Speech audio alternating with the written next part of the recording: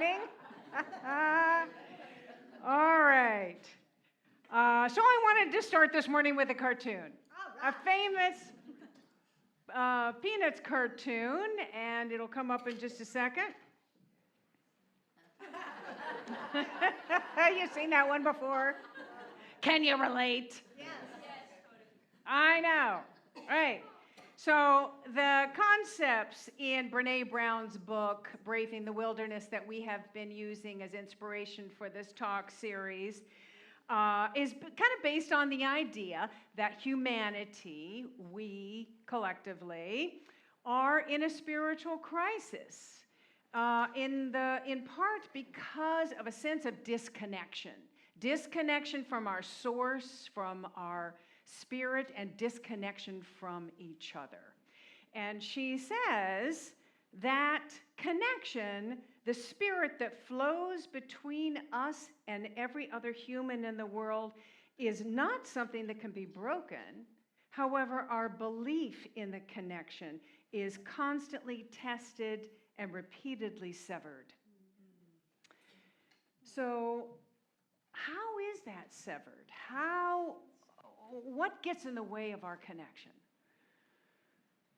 Ego, maybe fear, maybe isolating ourselves in our own little echo chambers.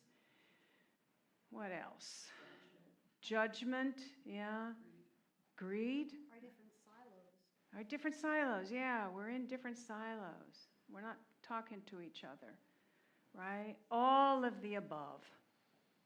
So in chapter 6, she makes a bold claim. And that is, if we want to heal this division, then we must learn to hold hands with strangers. Not metaphorically, at a distance, not on social media, but in real life, in real time, in shared space. And that's very much a spiritual practice. And it begins with the question, what is a stranger? So I was thinking about this, and I have a very early memory. I must have been 4 or 5. And my mom, we were in the car, and she parked, and she had to go make a deposit in the bank, and she wanted me to stay in the car. I guess these are the days you did that. And she said, now don't go anywhere, and don't talk to strangers. And I remember clearly thinking, how would I recognize a stranger? What does a stranger look like? I had no idea. There are no strangers, right? Just people that we don't yet know. But what we can know is that everyone has the same need to belong as we do. Everyone feels pain like we do. Everyone has challenges like we do. Everyone has that need for meaning and purpose like we do. Everyone has that longing to experience their spiritual self like we do. They may not recognize that's what it is, but that's what it is. Yeah? And they may have a completely different view of everything than we do, and they may be from a completely different background than us, but there are no strangers. I mean, we know here that everyone is an individualized expression of the one divine light, right? That the same life energy that breathes through you breathes through everyone. And that we're all wired for connection because we're already connected in our core level, from that spiritual level. But when we forget that, and when we start judging other people, we unconsciously sever that connection.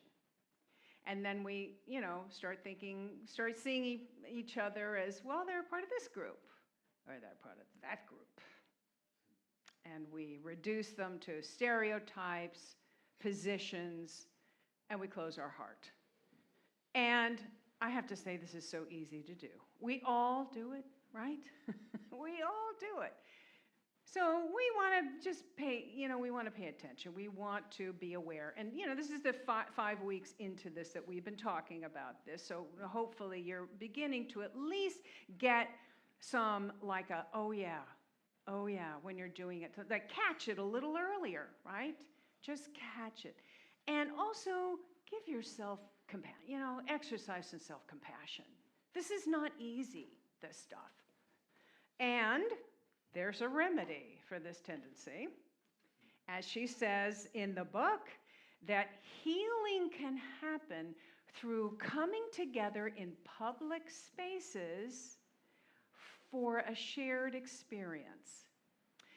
And she gives examples, and you can think about, so if you are, going to a ball game or something, and imagine you're sitting together in a stadium or an arena with a lot of other people, a lot of strangers, not many of whom you would probably hang out with otherwise, but you're all there rooting for the same team, and you're all cheering them on together in that thrill that comes through all of you when your team wins, right? Or maybe it's watching a concert of a popular band that plays a song you all know the words to, and everybody's singing in unison, and there's this joy. Or in a church service, whether that's unity or any other, more traditional services, or maybe it's a Jewish service in a synagogue on Friday, or a Buddhist, or, whatever. You're coming together, and you may not know everybody, but you're really sharing this intimate time, this sacred time, meditating together, singing together, having spiritual insights together. It's magical when we come together like this for a common shared experience. It can be sacred, magical.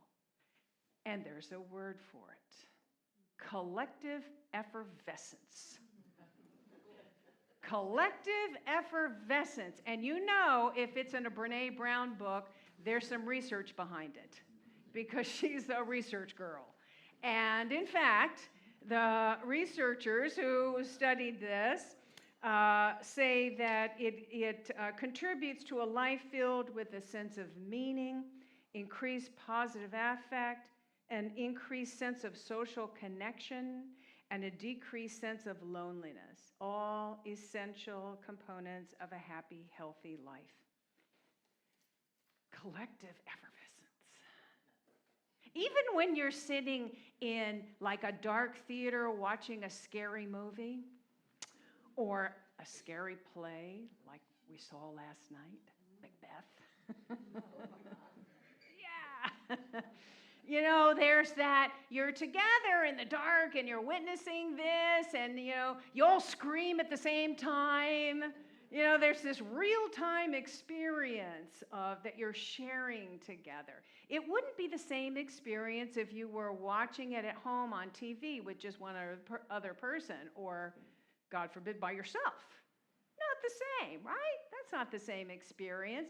There is something about sharing that experience, coming together, sharing that experience in real time. It's soul connecting. It's healing. It can be healing. And now here's the thing. If you were in that same space and you turn on the lights and you invite everybody to talk about how they're feeling about the global situation right now, or discuss religion, or who you voted for and why, that would be a different experience, right? It'd be a different energy.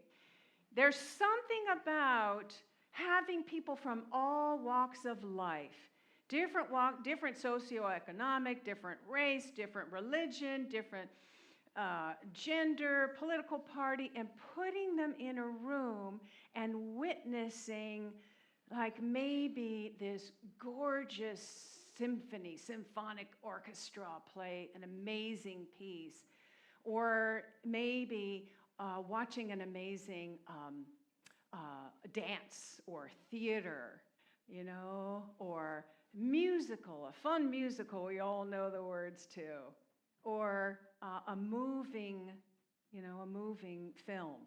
Suddenly all of the differences drop away and you experience that connection, that inherent connection, right?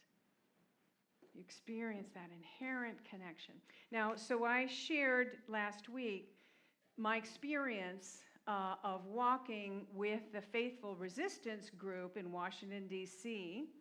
last week, and how that experience of walking together, singing together in a crowd of like 2,000 people with a shared purpose of love thy neighbor, of love.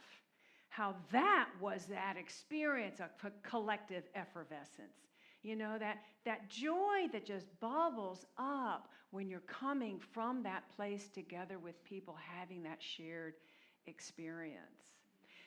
Now, earlier in the day when and everybody was in the sanctuary and we were listening to different speakers share, some of them were very heart-opening and like heartbreaking, the stories they were sharing. And so we were all like, sad together.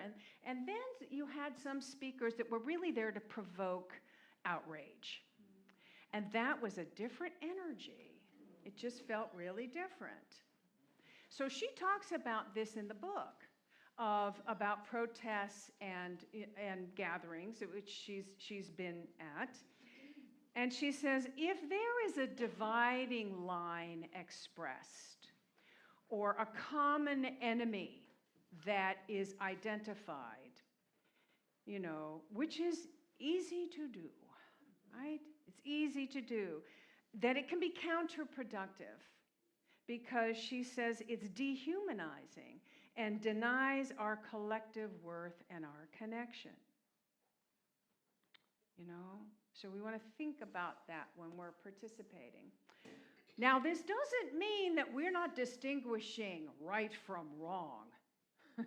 Does not mean that we don't know what wrong is. Even in New Thought, we know what wrong is. When you're hurting someone else or your policies are hurting vulnerable populations, we know that's wrong and we want to call it out.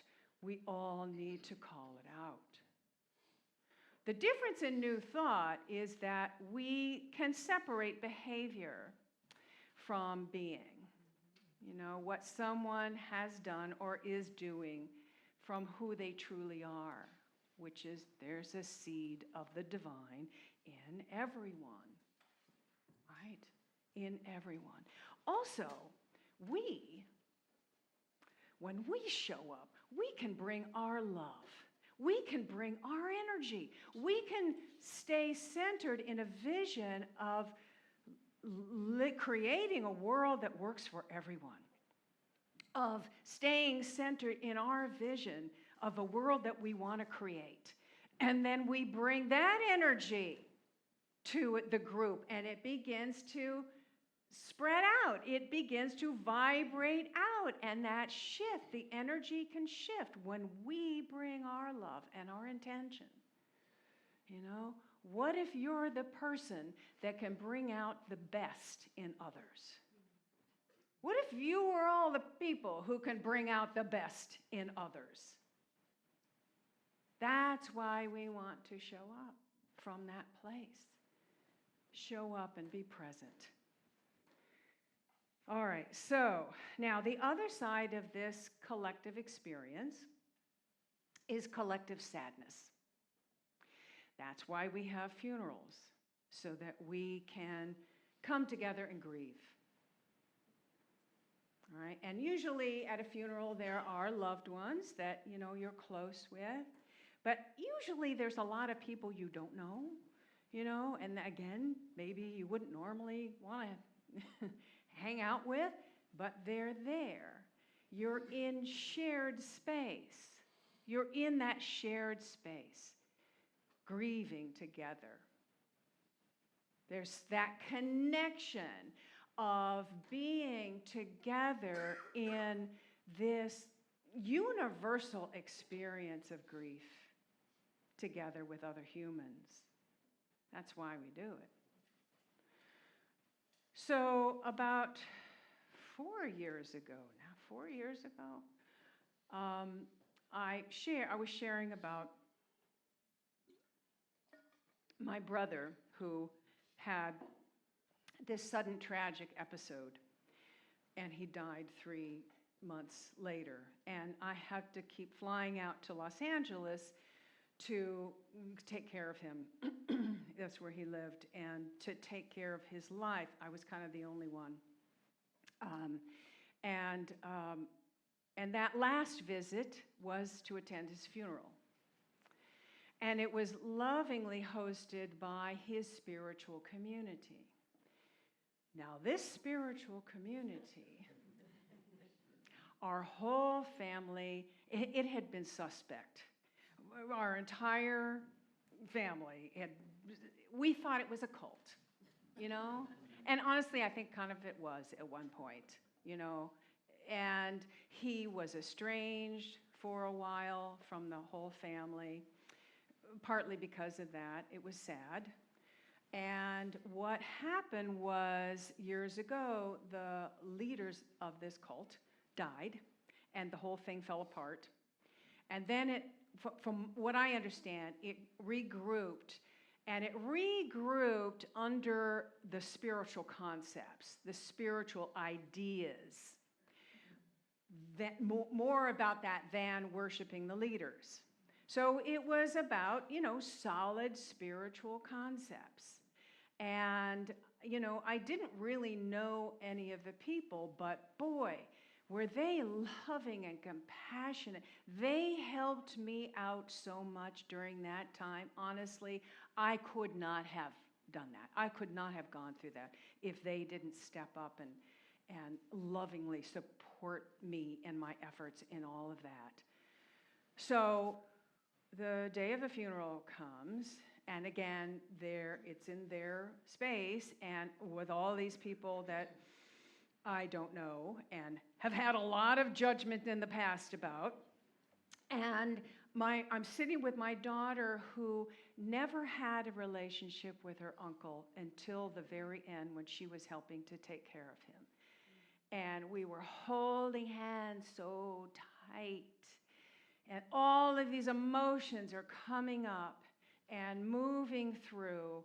And there was my brother's ex-wife, who, again, we had a lot of judgment around. I have to say, our whole family had a lot of judgment around her. And actually, her lack of response contributed to his passing. But I couldn't judge that because she was in advanced cognitive decline. So there was all of this stuff going on, right? And anything could have happened at this point. But it started, and suddenly the floodgates opened. And we all opened our hearts, and we all sobbed together, and we all were heartbroken together, and we held hands and sang and cried together. And it was so healing. It was the most healing experience I have ever had. It was incredible. This is why we have moments and we come together for this shared experience. And all of those differences, all of those judgments, all of that stuff just fell away. And all that was left was the heart and the love and the connection. It's powerful. It's really powerful. So holding hands with strangers is about proximity. It's about proximity, standing near someone whose story you don't know. And when we are on a spiritual path, we may want to say to ourselves silently, you are a divine human, and so am I. You are on a journey toward wholeness, and so am I. And just silently feel that inherent connection. Proximity dissolves the illusion that we're separate. Proximity dissolves the illusion that we're separate. So I want you to think right now about a time in your life you have had a shared experience like this, whether it was a joyous collective effervescence experience or a shared, common humanity experience where boundaries and judgments and all of that differences faded away and you just experience connection. Think about it. And if anybody feels moved to share that experience here with us, I invite you to come up and do that. And here's some mic here that you can use and share that experience with us.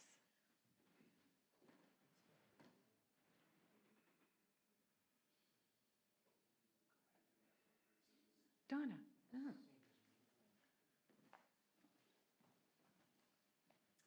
We were on a camping trip, and the gentleman, probably about our age group, camping next to us with a huge family and bumper stickers that we wouldn't have agreed with at all.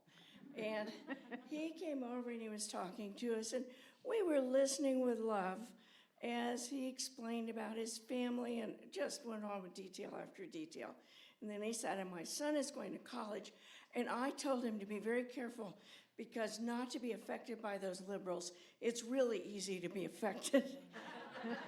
And then he must have looked at our faces and went, oh, you're probably liberals? And we went, mm-hmm. But in the course of camping for 10 days, next to him and his family of several generations, we traded. When they made homemade ice cream, they invited us over. When we were doing something, we invited them over. We had quality discussions of a spiritual nature that had nothing to do with their church or their politics, and were able to share, and we were able to see how our judgments had only been so surface of the kindness that was in their hearts. Wow, beautiful. Thank you. Yeah, that's what I'm talking about. Absolutely beautiful. Thank you. Anybody else have an experience they want to share? Yeah, Carla, come on up.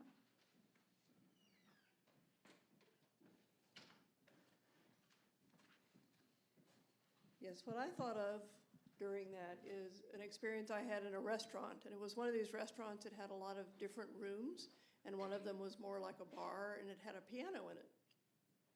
And I don't even remember why I was there, but I was there with a pretty large, diverse group of people. And at one point, somebody got up and went to the piano, and they started playing Imagine. And I can't hear that song without crying, which I'm doing now. But a few people in our group started singing it, and it gradually just spread throughout the entire restaurant that everyone was singing that song together. And it was, effervescence was a great description. Oh, yeah, what a beautiful moment. Yeah, thank you. You just want to bottle those moments up and carry them with you. Anybody else? Yeah, Mary, come on up.